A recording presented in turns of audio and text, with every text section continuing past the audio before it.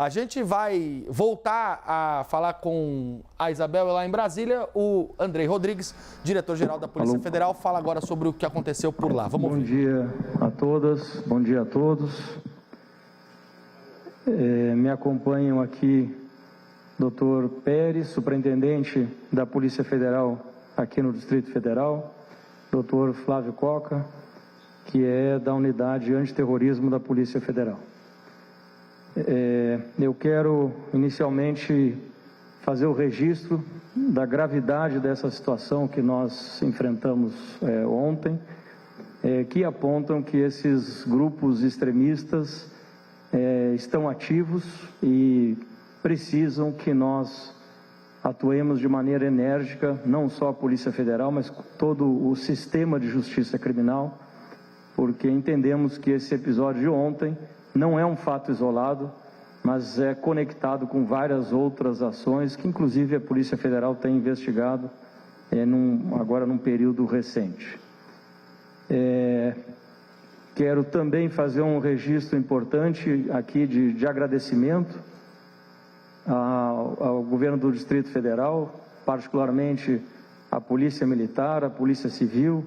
Conversei ontem com a governadora, conversei com a Coronel Ana Paula, com o diretor-geral da Polícia Civil, Dr. José Eric, que estivemos no local durante a madrugada ainda, trabalhando juntos e com o apoio decisivo da Polícia Militar Civil, Polícia Militar que prontamente isolou a área, prestou todo o apoio para que as nossas equipes pudessem atuar. Como todos já acompanham, têm acompanhado, houve esse lamentável episódio, onde um cidadão de 59 anos, a profissão dele é chaveiro, natural de Santa Catarina, e que estava em Brasília há cerca de 3 ou 4 meses, foi candidato a vereador, tem filiação partidária e cometeu o ato que todos acompanhamos. Então, logo tomei conhecimento desse episódio, determinei que as nossas equipes fossem ao local, a equipe de perícia, a nossa equipe de papiloscopia, ou seja, de identificação humana, e também a nossa unidade de investigação, a nossa equipe de investigação antiterrorismo. Da mesma maneira, determinei a instauração do inquérito policial, que foi inicialmente feito aqui na Superintendência da Polícia Federal, e o encaminhamento à Suprema Corte, em razão da hipótese ou das hipóteses criminais de atos que atentam contra o Estado Democrático de Direito e também de atos terroristas. Então, nós estamos tratando esse caso sobre essas duas vertentes e, por isso, na nossa unidade antiterrorismo está atuando diretamente nesse caso. Nossas equipes trabalharam ainda estão no local, trabalhamos desde do momento 1, com as análises periciais, a questão da identificação do local, isolamento de área, especialmente em relação ao corpo, em relação ao veículo que foi utilizado por esse cidadão, em relação a um trailer que estava estacionado próximo ao veículo, no local ali próximo, também numa residência na Ceilândia e, por fim, a nossa equipe está nesse momento trabalhando num outro achado, que é uma caixa que foi localizada também nas proximidades, que estamos fazendo, enfim, análise e identificando se de fato pertence a esse mesmo episódio. Também estamos utilizando lá drones, o escaneamento em 3D, toda a nossa equipe técnica dedicada para isso, para que a gente consiga, em toda a extensão da situação, definir, encontrar os caminhos aí para a investigação. Há indícios de um planejamento de longo prazo. Essa pessoa já esteve em outras oportunidades em Brasília, inclusive, segundo relatos de familiares, estava aqui em Brasília no começo do ano de 2023, ainda é cedo dizer se houve participação direta ou não nos atos de 8 de janeiro, isso a investigação apontará, mas essa pessoa estava aqui no começo do ano e hoje na residência na Ceilândia há uma mensagem escrita nas paredes, enfim, no espelho da residência, fazendo menção a um ato de pichação que foi feito no 8 de janeiro na Estátua da Justiça. E ali é importante se dizer que não é só um ato de pichação. Ali é um ato gravíssimo que atenta contra o Estado Democrático de Direito. Essa pessoa está presa até o presente momento e que mostra essa vinculação desses grupos radicais que culminam, né, com essa barbárie que aconteceu ontem na tentativa de matar ministros da Suprema Corte e também que culminou com esse lamentável episódio do suicídio dessa pessoa. A investigação também buscará apontar o material que foi utilizado para cometer esses atos. Nós vamos também estudar o processo produtivo para tentar identificar também a origem desse material explosivo, que foram artefatos artesanais, bombas tubo, e vejam a gravidade disso, foram construídas de maneira artesanal, mas com um grau de lesividade muito grande, né, com várias agentes ali com artefatos de fragmentação que simulam uma granada. Então isso de fato poderia trazer causar um dano ainda maior se houvesse, enfim, o intento concluído dessa pessoa. Além disso, essa pessoa portava com ela um extintor de incêndio carregado de combustível, de gasolina, que simula também um lança-chamas. Estava com ele no momento do encontro, e que apontam, reitero, a gravidade dessa situação que nós encontramos. No porta-malas do veículo, vários fogos de artifício, montados, estruturados, inclusive apoiados em tijolos, para que fossem canalizados por uma única direção, que foi de fato acionado, causou inclusive incêndio parcial do veículo.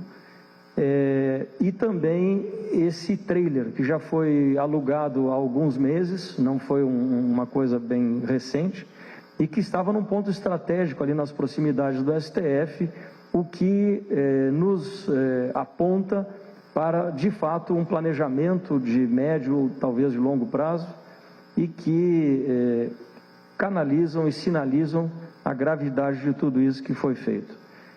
Não sabemos ainda a motivação do crime, estamos trabalhando, como eu já disse, com essas hipóteses criminais de uma ação terrorista, mas também da ação de abolição violenta do Estado Democrático de Direito.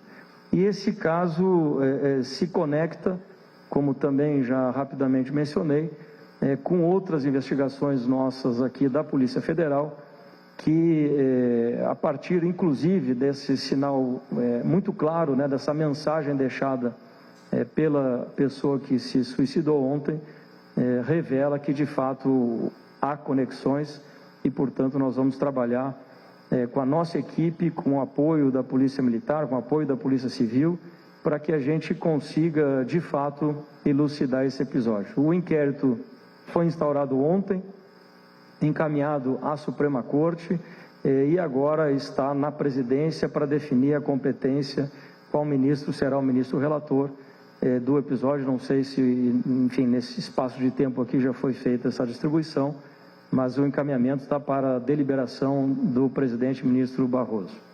Então eu, com essa breve síntese aqui, relato um pouco do que aconteceu. O inquérito está sob sigilo.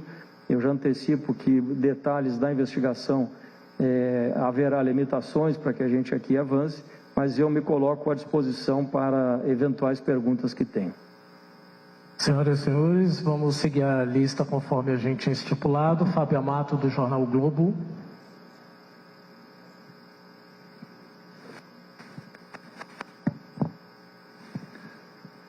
Bom dia, pessoal. Fábio Amato, da TV Globo. Diretor, por gentileza, queria saber se por acaso já tem algum indício ou se a Polícia Federal investiga a possibilidade dele ter contado com a colaboração de alguém, de terceiros. Ele alugou uma casa em Ceilândia, por exemplo, teria tido a participação, contato com a ajuda de alguém para isso. E queria também, se o senhor pudesse falar um pouco da ficha criminal dele, se já foi levantada alguma coisa, se existe algum indício no passado de algum crime, alguma coisa assim. E o que foi, se o senhor pudesse fazer uma lista do que foi apreendido até agora, né, de itens relevantes assim, para a investigação. Ok, obrigado, Fábio. Em relação à residência, o apoio, nós também já conversamos com a proprietária, o imóvel alugado. Mas, enfim, ainda muito impactada pelo episódio, vamos ter uma segunda oportunidade de conversar e identificar isso. Eu vejo, e isso é um dado público, as redes sociais com muita mobilização de outras pessoas. Agora, a investigação que dirá, né, se essa pessoa agiu isoladamente ou agiu em conjunto com demais, inclusive com apoio e talvez, enfim, a investigação dirá se houve apoio financeiro, apoio logístico para isso. Então, essa é a questão que a gente vai buscar também na investigação. Vamos somente pedir uma orientação para o jornalista. Perdão. E também o que foi apreendido, se o senhor pudesse falar do que foi apreendido até agora. A ficha criminal eu não tive acesso, enfim, são dados que a investigação terá. Mas em relação às apreensões, nós apreendemos ainda material explosivo na residência dele. Apreendemos agora, há instantes, um telefone celular, que talvez seja um caminho importante para a gente avançar nessa investigação. E também vários artefatos ainda na residência e no trailer. E aqui tem um ponto que reafirma a gravidade dessa situação. Nossa equipe fez buscas na residência da Ceilândia e, felizmente, utilizamos a boa doutrina da nossa instituição, da Polícia Militar também, para fazer a entrada nesse tipo de ambiente. E entramos com um robô, né, o nosso robô antibombas. Entramos na residência, o robô entrou na residência e, ato contínuo, ao abrir uma gaveta para fazer a busca, houve uma explosão. Uma explosão gravíssima que salvou, né, o uso do robô salvou a vida de alguns policiais que, se tivessem ingressado na residência, certamente não sobreviveriam àquela intensidade da explosão. Então, na residência encontramos também outros artefatos, muitos até pela sensibilidade têm que ser destruídos, e outros materiais que coletamos, né, e eu diria, acho que de muita relevância, a apreensão do celular. Sara Teófilo, Globo. Peço apenas, pessoal, para a gente limitar uma pergunta por profissional, porque a lista é grande. Sara Teófilo. Oi, doutor. Eu queria entender... Aqui, doutor. Aqui é da sua direita. Aqui. O Francisco, ele publicou nas redes sociais que os ataques começariam dia 13 e terminariam dia 16. Eu queria entender se a PF trabalha já com a hipótese de que ele pode ter espalhado explosivos em outros lugares da cidade. E também queria ouvir do senhor se a PF avalia que houve falha na inteligência, tendo em vista que ele tem publicado já há algum tempo ameaças nas redes sociais, desde quando ele chegou em Brasília. Obrigada. Nós não descartamos nenhuma hipótese de imediato, né? Há nas redes sociais, ou enfim, ou grupos, eu vi isso ontem ainda, de que outras autoridades teriam, enfim, sido objeto dessa ação, o que ainda não se confirmou, mas a gente está trabalhando também com todas as hipóteses. Em relação à atividade de redes sociais, e que bom, Sara, que você traz essa pauta aqui, é importante que definitivamente se tenha uma regulação, que se tenha normas, se tenha regras claras para o uso de redes sociais. Não é possível mais a gente conviver com esse tipo de ação. Esse caso agora talvez mostre ainda de maneira mais clara a necessidade que se tem de termos o acesso à regulação para que as pessoas não fiquem impunes, livremente, cometendo crimes utilizando redes sociais. Então esse, eu acho que o episódio é trágico, mas tem que trazer ensinamentos e gerar oportunidades. Então eu espero que essa seja uma oportunidade para que aí sim a atividade de investigação, a atividade preventiva possa se tornar mais efetiva.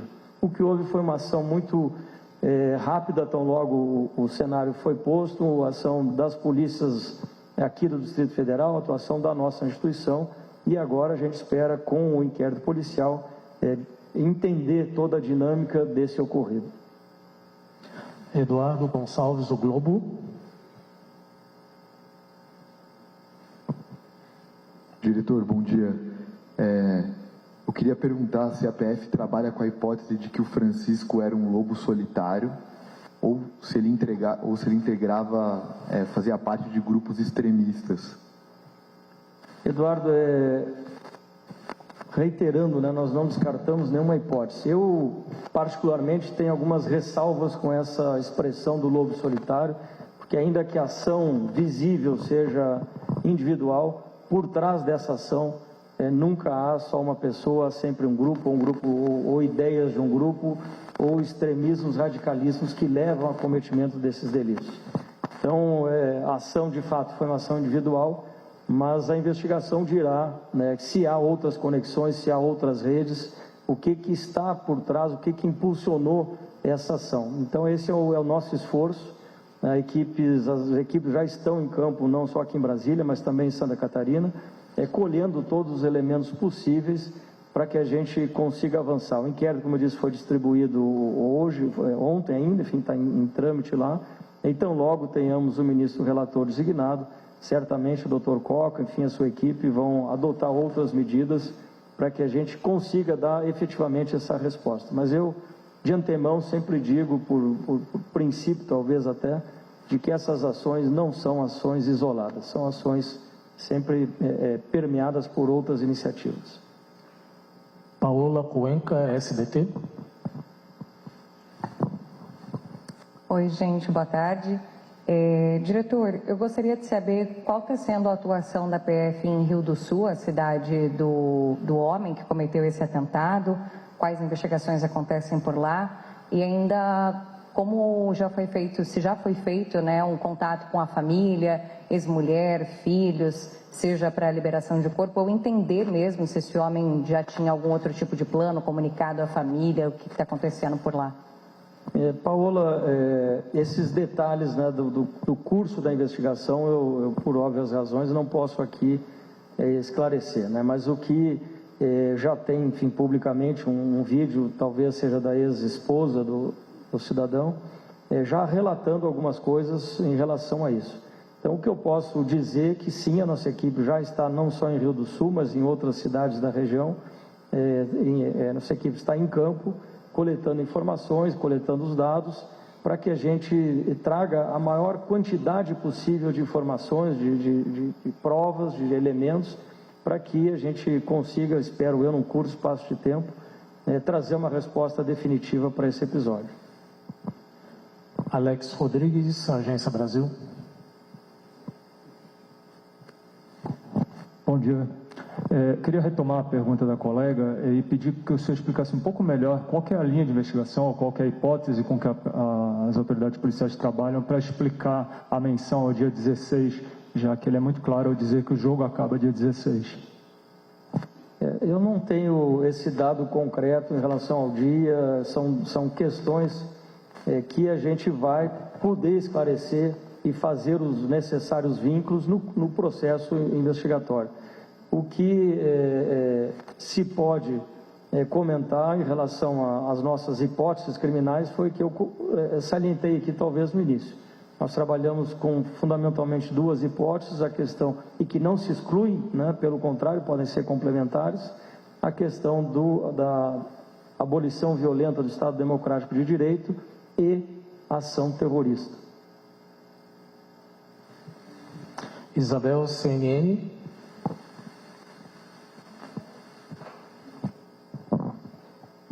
Oi, doutor Andrei, bom dia aos demais.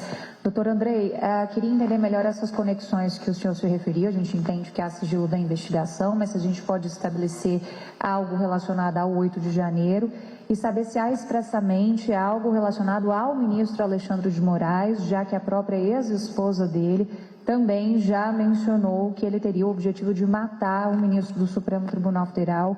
Queria entender o que o senhor poderia falar disso para a gente e saber se vocês conseguiram também traçar o itinerário dele nos últimos dias, entender como foi a saída na Câmara dos Deputados, que dia que ele teve acesso ao Supremo Tribunal Federal, já que tem imagens dele justamente ali dentro do plenário da Suprema Corte, se ele usou essas visitas também para tentar fazer uma espécie ali de estudo de campo. Obrigada.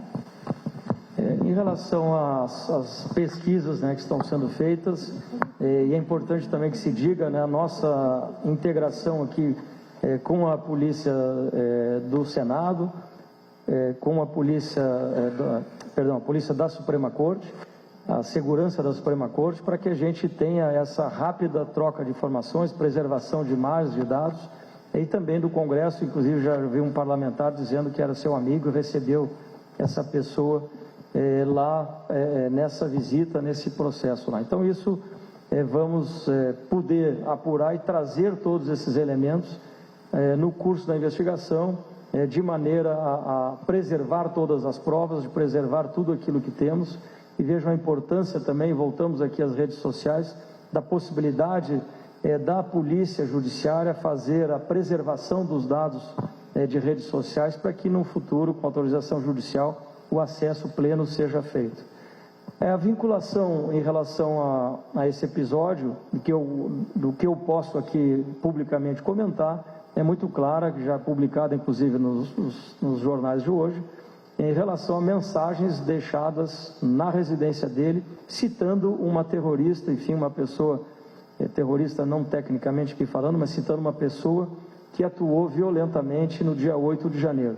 Então, isso nos aponta, é um dos elementos, não é o único, mas nos aponta uma relação direta com esses episódios. Além do que você mencionou, um áudio da ex-esposa que cita que ele estava aqui no começo do ano de 2023, ainda que ela tenha dito que achava que 8 de janeiro ele não estava no local, mas que ele estava aqui em Brasília durante esse período e teve várias vezes nesses períodos de tempo. Então, são elementos que alguns que já apontam nesse sentido, e a investigação, ao concluir, seguramente trará todos os elementos coletados. Sobre o Moraes também, o ministro Alexandre de Moraes, acho que o próprio áudio dessa senhora é muito categórico, e há outras mensagens de redes sociais, inclusive enviadas para o próprio Supremo, ameaçando a Corte como um todo, ou seja, não só o ministro Alexandre de Moraes, mas especificamente nesse caso, a fala dessa senhora, dizendo que o alvo dessa pessoa era sim o ministro Alexandre de Moraes. E aqui voltamos à nossa pauta da gravidade da situação, que não é algo que a gente possa tratar de maneira distinta do que não com o rigor necessário, como um ato terrorista e como uma atuação violenta para a abolição do Estado Democrático de Direito. Reitero só.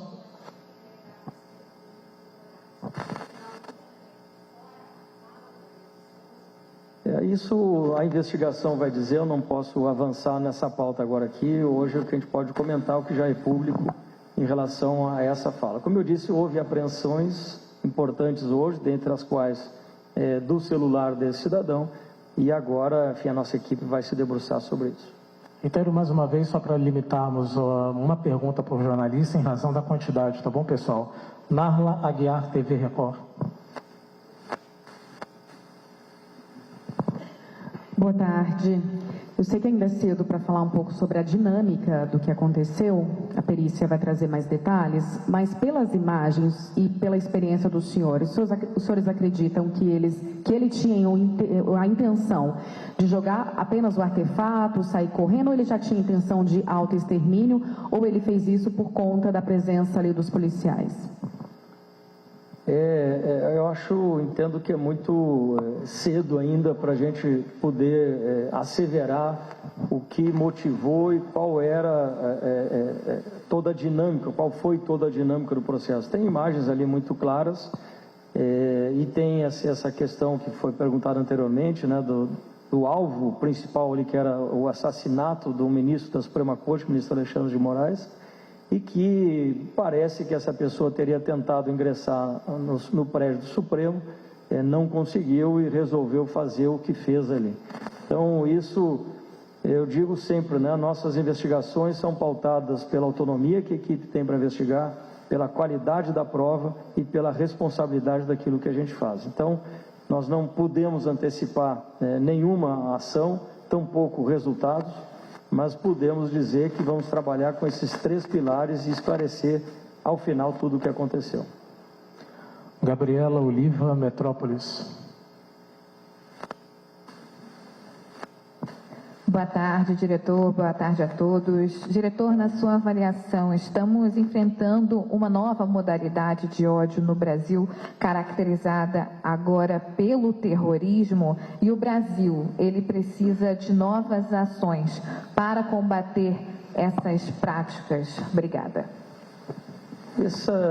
De fato, esse movimento extremista, infelizmente, com essas ações, né, se mostram muito vivos. Enfim, um episódio que não fazia parte do cotidiano das agências de segurança e que hoje, infelizmente, fazem parte, e a gente tem que atuar com todo o vigor necessário para repelir esse tipo de situação. E isso pode passar também por melhoras na legislação. Por exemplo, nossa legislação antiterrorismo, ela é boa, nos permite muitas ações. É uma lei criada na época dos Jogos Olímpicos, 2016, mas pode passar por processo de melhoria para dar mais ferramentas, mais instrumentos para as agências de segurança pública, especialmente as polícias judiciárias, atuarem. Então, o momento, o que eu quero tornar muito claro, e já falei algumas vezes, é de extrema gravidade e mostra que essas pessoas, e hoje houve novos envios de mensagens, de e-mails com ameaças à Suprema Corte, estão aí, estão ativas e precisam de fato ser combatidas nos limites da lei, nos limites da Constituição, para que sejam responsabilizadas. Isso não é um esforço só das polícias, mas é um esforço de toda a sociedade, de todas as instituições que têm papel fundamental nisso. Vladimir Neto, Globo. Olá, boa tarde, doutor Andrei, doutor Pérez, doutor Coca. Minha primeira pergunta é o seguinte: já se sabe como as bombas do carro foram detonadas? E a questão da ex-esposa, ela está sendo ouvida? Ela será presa? As bombas do carro, me corrija o doutor Coca aqui, mas foram acionadas de maneira remota, aparentemente de maneira remota, e eram ali no carro, eram fogos de artifício, né, que estavam ali. Com ele, no trailer e na residência, havia bombas caseiras que ele, enfim, em tese, produziu. Isso também, a investigação apurando, né, e a gente vai fazer, enfim, vários exames e laudos periciais para identificar, inclusive, essa possibilidade de chegar à conclusão, né, do momento que foram produzidos esse material, não só a perícia no corpo da pessoa, mas também de todo o material apreendido. Em relação às ações lá em Santa Catarina, desde a madrugada, nossas equipes já estavam acionadas e fazendo algumas diligências aqui sob a coordenação do Dr. Coca, para que complemente os dados com o que a gente está coletando aqui. Isso permanece hoje, eu não sei nesse exato momento, né, se as pessoas estão sendo ouvidas ou não, mas certamente se não estão, serão, porque fazem parte dessa rede ao redor desse cidadão e que precisam ser ouvidas para a gente poder avançar no processo. Raquel Porto Alegre, Globo News. Bom dia, doutor Andrei, os demais delegados também. Doutor Andrei, ontem por volta de 17h45, o presidente Lula deixou o Palácio do Planalto pela porta dos fundos, né, pela saída da garagem dos fundos. Havia alguma suspeita por parte das forças de segurança federais de que algo poderia acontecer? Ele geralmente costuma sair à tarde, não sei se, enfim, houve alguma antecipação. E também ontem à noite vocês estiveram com ele no Palácio da Alvorada. Como é que foi essa reunião? E só para confirmar agora o que o senhor falou, hoje mesmo houve novas ameaças por e-mail à Suprema Corte, é isso mesmo? Eu recebi, Raquel, hoje, eu não sei se o envio foi feito hoje, eu recebi hoje, enfim, essa informação de que há novas ameaças encaminhadas. Não sei se o e-mail foi encaminhado hoje, enfim, mas chegou até mim hoje. Eu desconheço o itinerário que o presidente Lula cumpriu ao sair do Palácio ontem, mas de fato estive com o presidente reportando a ele, relatando os episódios, para que ele, enfim, dada a gravidade da situação, pudesse acompanhar e ter ciência de tudo aquilo que estava acontecendo e as medidas que as polícias, não só a Polícia Federal, mas a Polícia Civil e Militar, estavam adotando.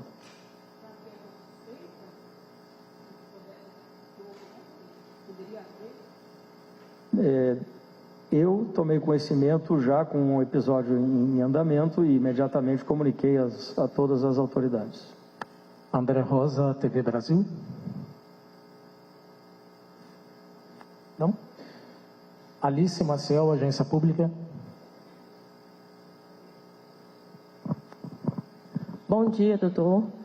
Doutor, é o seguinte, o Francisco, ele anunciou nas redes sociais dele, ele antecipou o que ele ia fazer. Eu gostaria de saber se vocês já identificaram, se ele compartilhou essas informações em grupo de WhatsApp e se vocês estão monitorando as consequências disso, se ele teve apoio, se as pessoas, enfim, se essas novas ameaças ao Supremo também podem ser consequência disso, se tem como que a Polícia Federal está monitorando isso agora, sabendo, né, que tiveram esses anúncios antes.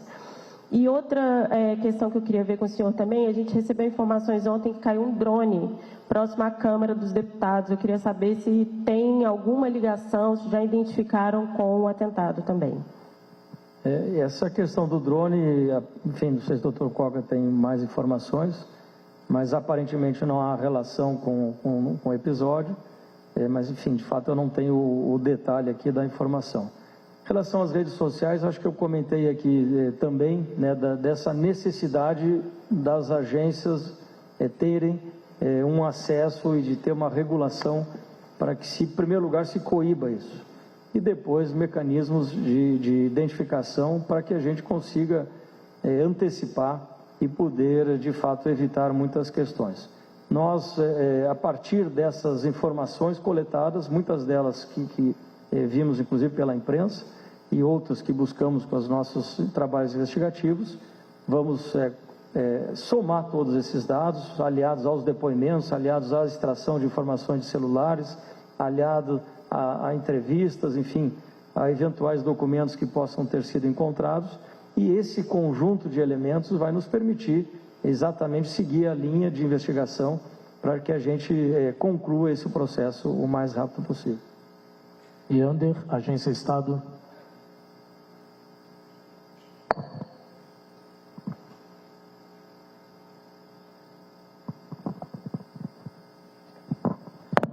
Diretor, bom dia.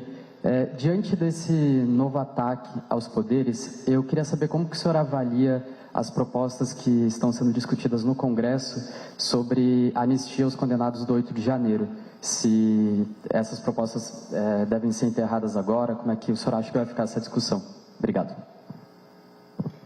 Acho que hoje o ministro Alexandre de Moraes também já comentou esse assunto, né, e eu aqui faço coro às suas palavras.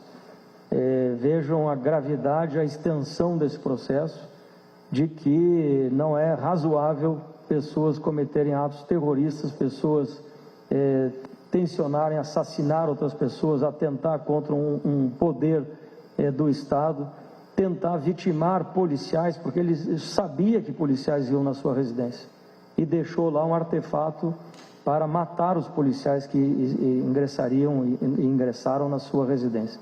Então, de fato, nós não estamos aqui falando de um grupo de pessoas que quebrou um quadro ou quebrou uma cadeira. Estamos falando de ações violentas contra o Estado Democrático de Direito, estamos falando de ações gravíssimas, de atos terroristas, estamos falando de tentativa de homicídio, que felizmente ficou na tentativa, estamos falando aqui de armadilhas para matar policiais que estavam fazendo a investigação. Então, eu aqui entendo também que não é aceitável que se proponha anistia para esse tipo de pessoa. Carolina Nogueira, UOL. Bom dia. Minha pergunta, eu queria saber se a PF identificou novas suspeitas, né, de atentados aqui na praça, sobretudo porque, de novo, o Francisco, ele... Desculpa, identificou novas suspeitas de atentados aqui na Praça dos Três Poderes, né, porque, de novo, o Francisco, ele colocou nas redes sociais que o jogo só acabava no sábado, dia 16, né? Então, eu queria saber se houve também um reforço de monitoramento, né, nos arredores da praça, como que está isso? Obrigada. A nossa equipe continua no local lá, encontramos agora uma caixa, agora há pouco, enfim, não sei se já houve o desfecho dessa situação, e juntamente com a Polícia Civil e a Polícia Militar, estamos tomando todas as cautelas, tanto que a esplanada ainda está parcialmente fechada, para que a gente faça exatamente isso, a gente faça essa análise de local e permita com segurança retomar a vida normal ali da esplanada e seguir o processo. Então, sim, estamos coordenadamente com a PM e com a Polícia Civil adotando essas cautelas para que a gente tenha tranquilidade e o restabelecimento da rotina do local. Aline Heschmann, Gazeta do Povo.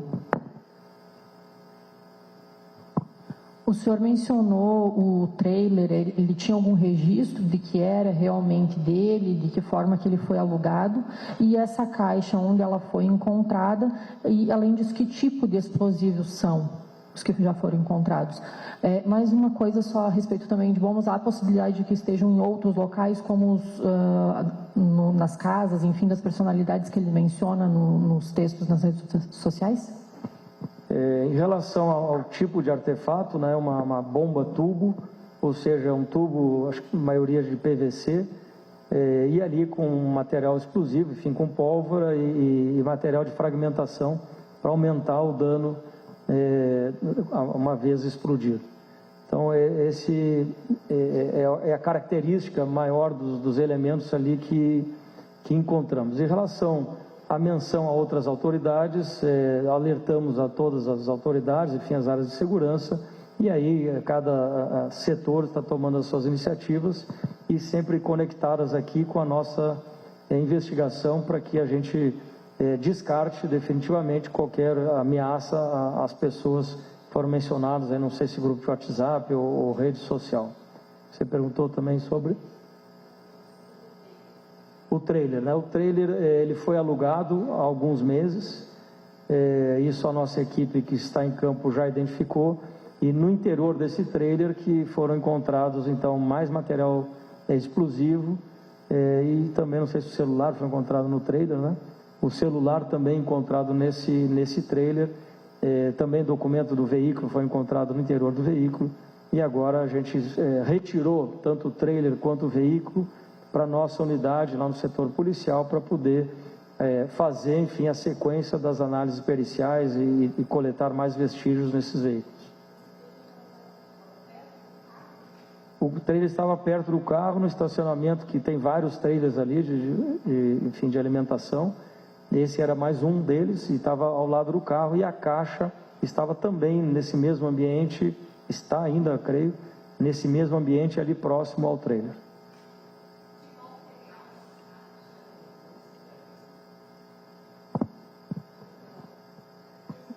Eu só sei que tem uma caixa que foi encontrada, uma caixa enterrada, e que a equipe está analisando lá, enfim, com as cautelas necessárias, que pode ter material explosivo. Eu não sei o material da caixa. Vamos seguir a lista, por favor, pessoal. Galtieri Rodrigues, Metrópolis. Bom dia, diretor. Eu queria entender um pouco mais sobre o nível e a sofisticação da premeditação desse ato. A gente sabe que ele publicou prints instantes antes do ato acontecer em um perfil no Facebook. Eu queria até entender essa questão dele ter escolhido prints ao invés de texto, se o print é mais difícil de identificar do que um texto previamente. O senhor citou a questão de ter encontrado bombas em uma gaveta hoje na casa que ele alugou aqui no Distrito Federal, e em um desses prints ele fala para a Polícia Federal justamente ter cuidado ao abrir gavetas, né? Então ele já estava meio que prevendo que a Polícia Federal fosse a esse local de repente. Eu queria entender até que ponto vocês já detectaram esse nível de premeditação e de sofisticação, como que o senhor classifica esse planejamento todo prévio a ponto de publicar coisas na internet instantes antes de tudo acontecer, a escolha do print ao invés de texto, como que o senhor avalia isso? Eu acho que, em parte, você me ajuda na resposta aqui ao citar várias ações adotadas por essa pessoa que apontam nesse caminho, né, de que não foi uma coisa pensada do dia para o outro. Essa pessoa, pelo depoimento, enfim, a gente já está buscando essas informações de maneira oficial. Enfim, o vídeo divulgado, né, enfim, nos veículos de comunicação, a pessoa fala das idas e vindas dele aqui a Brasília, teve mais de uma vez, e essa última agora, ele está desde julho aqui em Brasília. E aí, com esse nível de sofisticação, eu diria, na elaboração dos artefatos, com o detonador, com a questão do lança-chamas, ou seja, havia toda uma preparação e esse envolvimento que nos aponta claramente a radicalização dessas pessoas, né? A vinculação com grupos extremistas, onde vão para as redes sociais, que infelizmente hoje são território de ninguém, e ali então fazem as publicações com as barbaridades que acham que podem fazer de maneira impune. Então isso, acho que essa sequência de ações aponta que foi de fato, né, uma ação premeditada e que infelizmente culminou com a morte de uma pessoa, mas felizmente a preservação, né, da Suprema Corte e da vida dos seus ministros. Luiz e Freire, Congresso em Foco. Boa tarde, diretor. Podemos dizer que é seguro manter as atividades presenciais, tanto no STF quanto no Congresso nesse momento? Há alguma orientação da PF em relação a isso? Nós estamos em sintonia, né, com as polícias do Distrito Federal, finalizando os trabalhos naquela região. A última informação que tive, enfim, pouco mais de uma hora, já havia a retirada do corpo, dos fragmentos ali da área, uma análise final das nossas equipes e a retirada do veículo, do trailer e agora, enfim, em andamento a questão da caixa. Então eu creio, salvo engano, o Suprema Corte tem uma sessão agora no começo da tarde, que deve acontecer normalmente a partir da liberação das nossas equipes técnicas do local. Humberto Sampaio, Portal DNews. Bom dia. Diretor, vai haver algum tipo de mudança ou intensificação no planejamento da segurança da cúpula do G20 que começa nesse domingo em razão desses atentados de ontem? E mais uma pergunta, eu sei que está proibido, se houve participação do Francisco em algum ato antidemocrático que aconteceu logo após as eleições de 2022, como participação dos acampamentos ou bloqueio em rodovias, claro, além aqui do ato de 8 de janeiro de 2023. Essa sua segunda pergunta é objeto da nossa investigação, esse cruzamento de dados, de informações, para que a gente possa identificar a partir até da própria fala do familiar de que ele estava aqui no começo, né, de 2023. Então isso é objeto da nossa investigação, eu não posso aqui obviamente antecipar. G20, né? O G20 nós já trabalhamos com o nível de segurança mais elevado possível. Pelo nível das autoridades estrangeiras que aqui estarão. Então nós temos essa preocupação, inclusive essa semana foi decretada a garantia da lei e da ordem, para que nós tenhamos também o apoio e a participação das Forças Armadas, garantindo a segurança de não só dos chefes de Estado, mas de todas as delegações que estarão no Rio de Janeiro. Todo episódio sempre traz alertas, em que pese a gente está nesse nível elevadíssimo de alerta, estaremos cada vez mais atuantes e com o planejamento repassado. Eu estou indo hoje à tarde, daqui a pouco, para o Rio de Janeiro, onde pessoalmente vou acompanhar lá todas as ações para que a gente tenha a garantia absoluta da segurança do evento. Isabela Peron, Valor Econômico.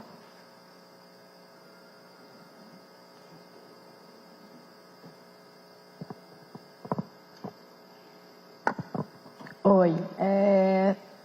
O quando o presidente Lula assumiu, uma das primeiras coisas que ele fez depois do 8 de janeiro foi retirar as grades, né, de proteção. Depois o Congresso fez, no início desse ano o Supremo também fez. Esse modelo agora vai ter que ser repensado, doutor Andrei, porque chegaram muito perto, enfim, vai ter que reforçar essa segurança, botar novas grades. O que vocês já sugeriram aí para os três poderes? A Polícia Federal criou, no começo do ano passado, uma diretoria específica para essa temática, que é a Diretoria de Proteção a Pessoas, que cuida da segurança de autoridades, do próprio presidente da República e seus familiares, mas também de segurança de grandes eventos, a exemplo do G20 e das autoridades estrangeiras. Então essa é a nossa unidade específica, que tem a capacidade técnica de avaliar, de fazer análise de risco e de poder adotar as medidas mitigatórias. Então isso já está sendo feito pela nossa equipe, essa análise de cenário, para que a gente analise e defina se há necessidade de alguma alteração, seja de protocolo, seja de barreiras físicas, para que se garanta e se mantenha a segurança de todos aqueles que circulam nesses ambientes. Pedro Nascimento, Itatiaia.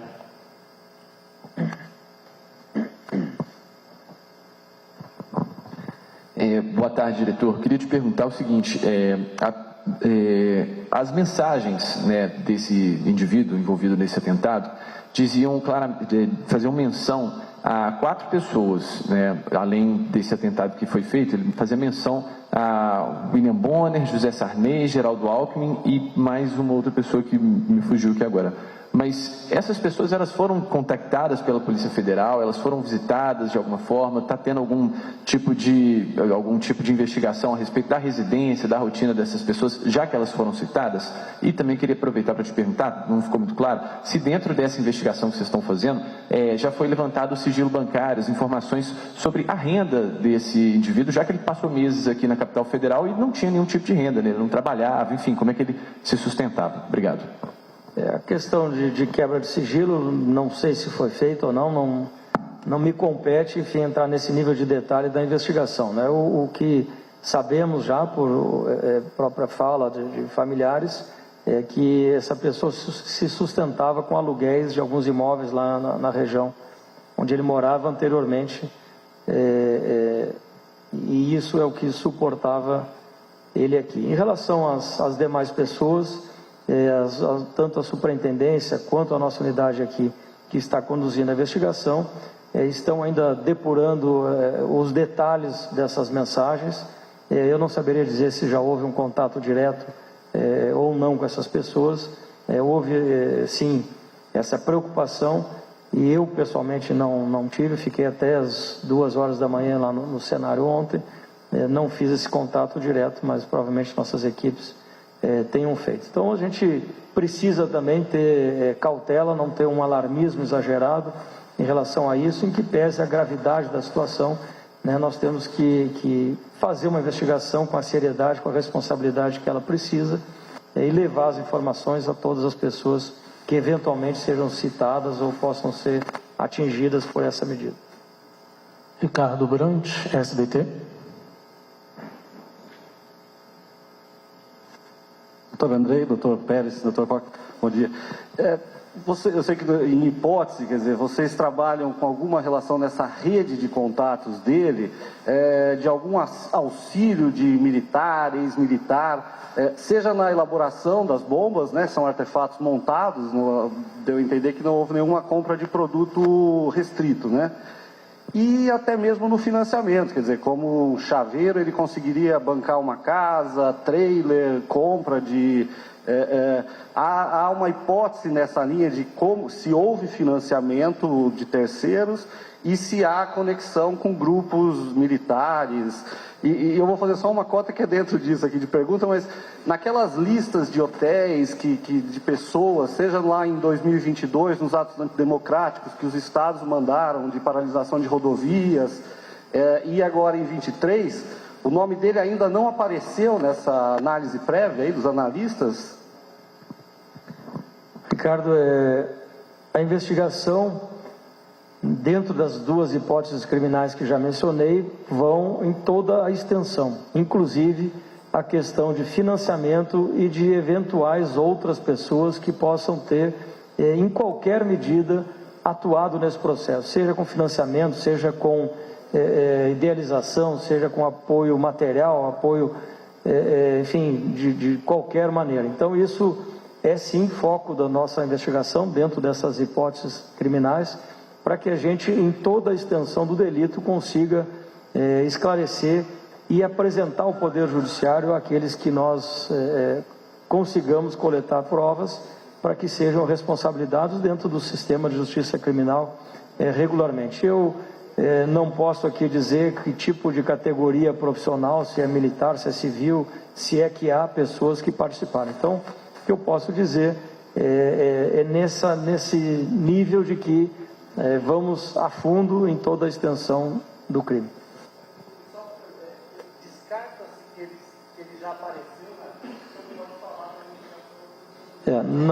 Não posso, não podemos descartar, enfim, tampouco confirmar se tal deixa de estar em lista. O que eu posso asseverar é que esses cruzamentos acontecerão, a nossa unidade antiterrorismo fica dentro da nossa diretoria de inteligência policial e que também conduz várias outras investigações importantes, inclusive com essa temática. Então, as nossas bases de dados serão utilizadas para esses cruzamentos, para que a gente tenha esse quadro geral. Beatriz Reis Bloomberg. Eu preciso arrumar minha mala ainda e viajar, né? Diretor, eu prometo que eu vou ser breve.